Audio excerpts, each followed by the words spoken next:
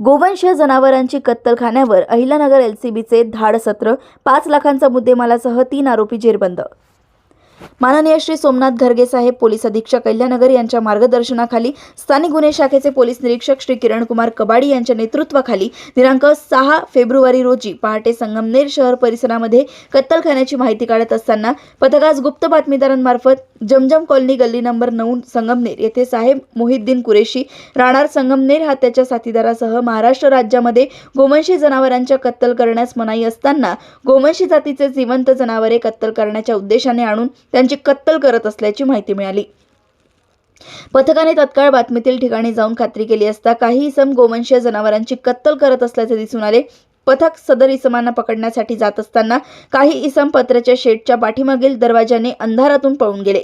सदर इसमांचा पाठलाग करताना इसम नामे साहेब मोहिद्दीन कुरेशी असे असल्याचे सांगितले। त्याच्याकडे पळून गेलेल्या इसमांबाबत विचारपूस करता त्यांनी पळून गेलेल्या इसमांची नावे साहिल उर्फ साद मुस्ताक कुरेशी, अयान मेहबूब कुरेशी असे असल्याचे सांगितले। या इसमांविरुद्ध कारवाई करून सदर ठिकाणावरून एकूण 5,53,300 रुपये किमतीचा मुद्देमाल हस्तगत करण्यात आलाय। अहिल्यानगर येथील सहसंपादक रणजित मस्के यांची रिपोर्ट।